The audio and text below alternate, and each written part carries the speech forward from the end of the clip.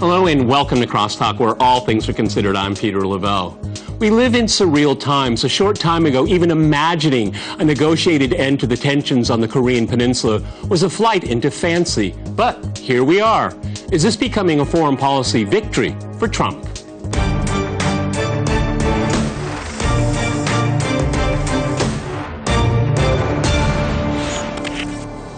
Cross-talking Trump's foreign policy, I'm joined by my guest, Mark Sloboda. He's an international affairs and security analyst. We also have Xavier Moreau. He is the founder of the Center for Political Strategic Analysis, Stratpol. And we have Dmitry Pavlovich. He is the political analyst with Sputnik International. All right, gentlemen, crosstalk rules in effect. That means you can jump in anytime you want, and I always appreciate it. Xavier, let me go to you first. We're going to devote a good part of this program to what's going on in the Korean Peninsula. However, the president of the country that you come from, France, was visiting the United States. How would you sum up Macron's visit? Because if you want my 2 cents, it was quite humiliating for the French president. Quite humiliating, it's exactly the word I would like to use. And in my opinion, Trump again showed that he very well prepared his meeting with the different chief of state. And in my opinion, he heard some rumors, because it was in some medias, that Emmanuel Macron has a special sexual orientation, and so he played with him. And, well, he looked like he was being played with. Yes, I mean, yes. I think, you know, even if you're not really interested in politics, the visuals of their encounter, I mean, it's gone viral. I mean, and everyone's laughing, okay? But, you know, I'm not trying to protect... Exactly, Mark. Exactly. Dandruff there, Exactly. You can hit him if you want. Go ahead. I'm not trying to protect Emmanuel Macron, but in my opinion, what did Donald Trump is unacceptable. And in my opinion, it's a mistake, because Emmanuel Macron came really as a friend to Trump, and he just has given the evidence that he's a loyal feudal, I can tell. Yeah, because I mean, we bombed together the Syria. I guess the top line was he tried to dissuade Trump from leaving the Iran deal, but he didn't get anything. Okay, No, I mean, anything. he had to admit to media that, well, I didn't change his mind, but apparently he did make the claim at one time that he made Trump commit to staying in Syria. It reminds me Nicolas Sarkozy, because when Nicolas Sarkozy was chosen by French people, he was Sarkozy American. He made his first speech just after being elected about how the US have to be our great friend. The problem is Obama came as a president, and Obama, I don't know why, hated Sarkozy. Because Sarkozy supported... I didn't like him very much either. No, actually, I'm with Obama. This is one of the few cases when we agree with Obama. Actually, in my opinion, it was because Sarkozy was supporting the Republicans. But the result is Sarkozy, after 1 year at power, understand that the real friend of Nicolas Sarkozy was the Russian, because when he came in Russia, and I hope it will be the same for Emmanuel Macron within 4 weeks, when he came in Russia, he was welcome like... and we have to admit, you know, going back through history here, one of his foreign policy successes was to be involved in the mediation of ending the conflict in South Ossetia. Okay, yeah. Dima, jump in. You're a Frenchophile. I don't know about body language, but let's look at the facts. That was the first visit by a leader of a major European country since Trump came to power. When Trump came to power, Macron said, and the leaders of the European Union said, that Trump and Putin were, I'm quoting, a threat to European democracy. That they were dangerous. So when did Trump stop to be dangerous? Not when he was elected. He stopped being dangerous when he started bombing Syria. Exactly. When he started bombing Syria, he let's finish up on this, because I really want to dig into Korea. Let's get past the optics of the bromance, from Trump leading Macron along like a newlywed or a little French poodle, to the album cover, the alternative rock album cover of them all planting trees in the yard together in very awkward, very strange poses. But you know, the reality is right after that, Macron went and spoke to Congress and spoke quite vehemently against every one of Trump's policies and beliefs. So, you know, I don't think Trump was fooled. Macron didn't get anything that he came out of there. This was all about optics, and all And the of optics were bad. all of these Western media journalists commenting on body language and bringing in body language experts and everything. It's all ridiculous. It's all ridiculous. But you know, Mark, because I agree with it was ridiculous, but that's kind of the default position when there is no substance, and there was no real substance. Macron is now being hailed after Merkel has failed as the new leader of the free world. Right? The new leader of the free world just bombed Syria, saying it was for the honor of the international community, or at least the two Trump and his two client states that attacked Syria, their honor. Sykes-Picot. He also said that part of his reason for doing it was to prove that he is the equal of Putin. Yes. Macron, you dear little globalist bankster, you know, Rothschild bankster, you are no Vladimirovich It Putin. reminds me of Barack Obama, during the last years of his mandate as a president, always explained that, no, I win against Putin. Putin never talked about it, but he was always explaining, no, it's me. I played Putin. I win the fight. Pigeon chess. Macron is a grandmaster of pigeon chess. Okay. Just to be more serious, One more thing, go ahead. In my opinion, Macron really wants to be the white Obama. Yes. And if you listen to what he said when he was in the United States, for instance, it's not politics. It's he will save the planet. For instance, there is no planet B. He has some communicants who prepare such, formula. He should have met with Trudeau. I think he probably would have been exactly. happier. I think he wants to be the little emperor that couldn't. He's the first Brahmins, actually, before Trump. The first Brahmins is between Emmanuel Macron and Okay. Justin Trudeau. All right, I'm going to hold my nose on that one there, gentlemen. Let's talk about some real substance here. Dima, things are moving quite quickly on the Korean Peninsula. I've been following it very closely, like everyone else, but I think there's a fundamental misunderstanding in Western media about what's really going on. Because what's really going on is the Koreans deciding their fate, irrespective of who wants to take credit for it. You know what I mean? I like the headline that the Honorable Obama gave to its article describing this meeting. A most hopeful Korean summit with little chance of final success. That's just building it in there. Failure is, okay, well, I mean, is the only option. If it had been just between Koreans, the problem would have been solved long ago. We see that there is no real perennial animosity. There is no real hurdle between Koreans. The problem is not about North Korea not being able to reform itself. It is reforming itself. The problem is with the Western world, which in the last 20 years changed completely, changed beyond recognition, and which cannot agree to any kind of compromise, even if that allows to lessen the nuclear danger. The underlining thing that no one talks about, Mark, in Western media, because most Western media don't know what they're talking about anything most of the time, is that the Koreans may determine their own destiny without an outside power. This is something that is hard to stomach in the swamp.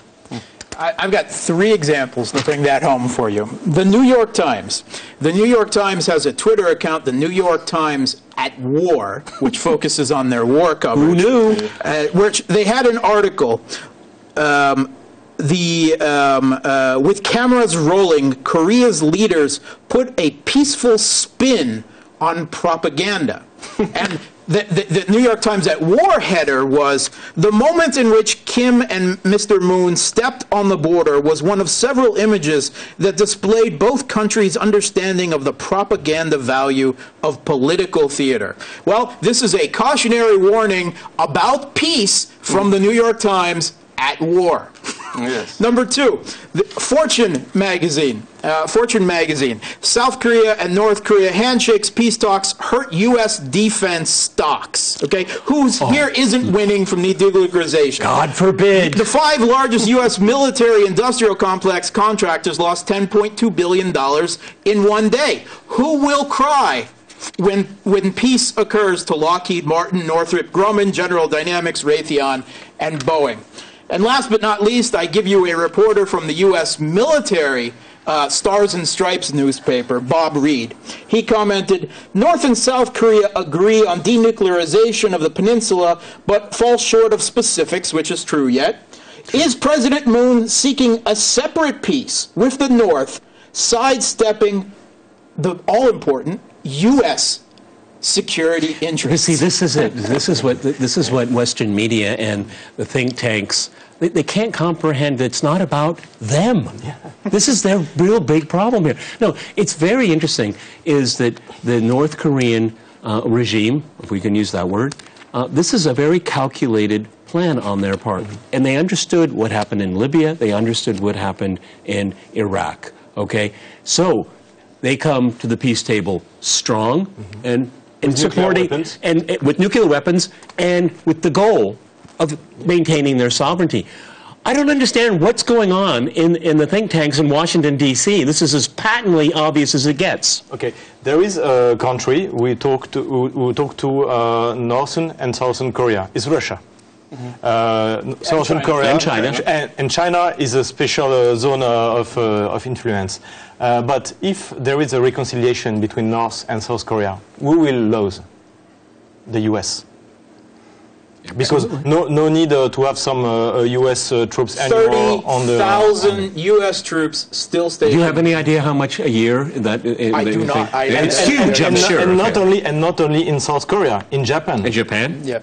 Oh, the Japanese don't want to see this happen. Oh, they don't, because guys. There are historical animosities each between the Koreas and Japan. The globalist ideology will also lose. That would be the other major loser, not just the United States, because I don't think it's in the United States' national interest to have 3 aircraft carriers permanently stationed right next to North Korea. Interest, but it's the Pentagon. It's the Pentagon's interest. Well, unfortunately, gentlemen, let me jump in here. We're going to go to a short break, and after that short break, we'll continue our discussion on some real news. Stay with RT.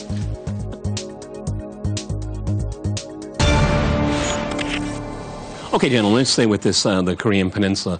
One of the things I think is interesting, again, looking how Washington reads this and the think tanks, is that there's the possibility, the tantalizing possibility that they can flip North Korea and to join the Western camp. What I think is really interesting is that, first of all, that is not going to happen, and it's probably going to be the other way around. South Korea, and we have this new government under Moon, very popular, 75% approval rating. Last year we had massive protests against the former government, against their policies vis-a-vis North Korea. I mean, the Moon has got all of his ducks lined up, and so does Kim. And I think we should focus more on this internal affair among the Korean. I mean, I looked at some of the pictures here. I was quite moved, to be honest with you, having watched this for so many decades. But the cultural thing, which really, it really brought them, they are the same. They really are. They come from the same origins, okay? I thought that was a very nice touch here. I think we could see them becoming the Finlandization of geopolitics. It's not the first time.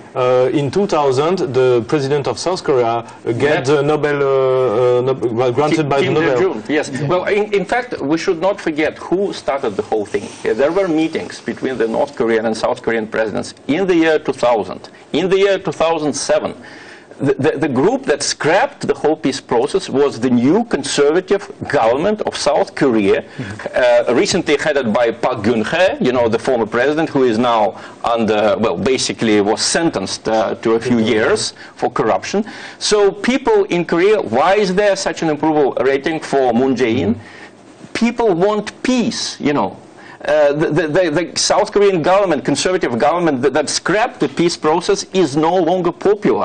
I don't think it was popular when it did these things. And now there is hope again, and who is destroying that hope? The global West, the collective West. It's so odd, how everything is flipped. Liberals used to be for peace, Peter, what it showed, it's the West bombed Syria 2 weeks ago, and they never bombed Northern Korea, because they have nuclear weapons. You want to help proliferation of atom weapons? Nuclear weapons. Yeah. Thanks the West. Yeah, Gaddafi and Saddam Hussein can concur on that one right there. Yes. And Milosevic. And Now- Gaddafi had no prejudice against Sarkozy, unlike Obama. And look what happened to him, right? Well, apparently he took his money, too. Okay. We have seen this before. There have been substantial photo ops between North and South Korean leaders. So before we go to hopes to Mark is right. Let's be skeptical. We have to be skeptical. But there are three things that I think make this situation different than the others, and do give me real signs of hope. One, and the first and most important, is that North Korea obtained a credible strategic deterrent. They successfully developed a nuclear program, nuclear weapons, and ballistic missiles, right? They could deliver of them. They got everything they wanted. They have the strategic deterrent. They could now stand back, cancel tests, and that's why they can come to the peace table. With leverage from a position of strength. Secondly, we have a South Korean leader who, God bless him, is willing to see this and still come to the table with a reasonable, rational way of dealing with it because he genuinely wants peace. And he is hated. Moon is hated in the D.C. blob and military establishment. He's despised there. And third, I'm sorry, we have a U.S. president who is incompetent, right? Whatever much may be said, you cannot credit Trump promising fire and annihilation on North Korea as having achieved this. Now, I know that both the South Korean and North Korean leaders have credited him. There's a reason for that. It's because they don't want him to ruin it, and they're hoping by buying him into the process as part of the one who brought it about, that it will be harder for the U.S. to sabotage it. And the U.S. has long been the biggest single obstacle to peace. And this is one of the reasons why, and I think this is why the North Koreans also said, much to the surprise of many people, that they don't demand an immediate evacuation, withdrawal of all American forces. Because it's phased. Right, phased. And they do know that you can't make that demand, like, say, be gone by the weekend. That's going to be... It's technically impossible. They are not going to give up any substantial part of their nuclear program until they start to see elements of actual demilitarization on the South Korean and American side. So this is going to be a long confidence-building process. I mean, to undo 68 years of conflict and strife here. But you know, it's concerning Trump. He did the same with Syria, actually, 2 times. He shouting, threatening, and finally he sent some bombs warning Russian where they more or less where they are going to fall. And it's exactly the same with Northern Korea. He threatened. He was aggressive, and but I would argue that Trump walked right into Kim's gambit. This has been in the works. Mark's absolutely right. Secure your, have a deterrent, secure your sovereignty, have options, have a backer. The Chinese, to some extent, Russia. I mean, if we look at what's being proposed right now, where people are getting all up in a lather, go to the United Nations Security Council at the end of last year when they had a round of sanctions against North Korea, and the ambassador from Russia, the ambassador from China read these very long statements. No one in the West listened to them. They listened to the garbage and the histrionics of Western ambassadors there. But this plan, what was announced at the end of last year, is being put into place right now. If we see some genuine progress on this, right, definitely. Both leaders of North and South Korea for the Nobel Peace Prize, but they'll have to give it to Trump too. No. Let's also give credit. Hey, they gave it to Obama for no reason. Okay, the 2 other people who did help bring it about deserve credit are Putin and Xi Jinping. Yep. Well, if I don't expect it. I don't expect that's going to happen. If Trump gets it, as some of the US media suggested, then I would say this is in the same chain with Gorbachev and with Obama. You know, look what happened to the countries that they blessed with their peaceful activities. Well, they gave it to the EU not so long ago, too. And to OPCW. That's when it really was a disgrace. In another side, back to Donald Trump, doing as he does. It's frightening, you know, when he started to threaten Northern Korea. He showed to the warmongers in the United States what it could be done. if we continue. You're right. I know because that's why I said in my introduction. I mean, not long ago, this would have been a flight into fancy because there's this inability to think in different ways. We were talking about war just a few episodes ago. Yeah. But maybe because I can't accept that Trump is stupid. And I would like to imagine that, he's a... I don't think he's stupid. I mean, I've always said, I'm more concerned with the company that he keeps, okay? Yeah. I mean, we have John Bolton around. That's a very dangerous character, an analyst and policymaker that, to my mind, has never gotten anything right ever in his entire career, okay? Let me find my coffee mug to throw at you. Yeah, he's a notorious guy that kisses up and spits at people that don't agree with him, okay, his underlings. Let's not forget that Mike Pompeo was, despite being a Christian fundamentalist and supporting of torture, got enough Democratic votes to be approved as the Secretary of State this week. I guess his first official trip is to to North Korea. And no, he wasn't Secretary of State. He met with the Saudi Arabia. Saudi Arabia. He also has had meetings, and I'm afraid that Pompeo is trying to own this process, and that scares me even more than Trump, because he will try to sabotage it from within. I'm not a specialist of the United States, of course, but couldn't we imagine that Donald Trump has to give something to the neocons who are, till November this year, I hope. He took on Syria. That's what he gave them. He bombed what? He bombed nothing. He bombed... we don't even know if the missiles worked. Okay?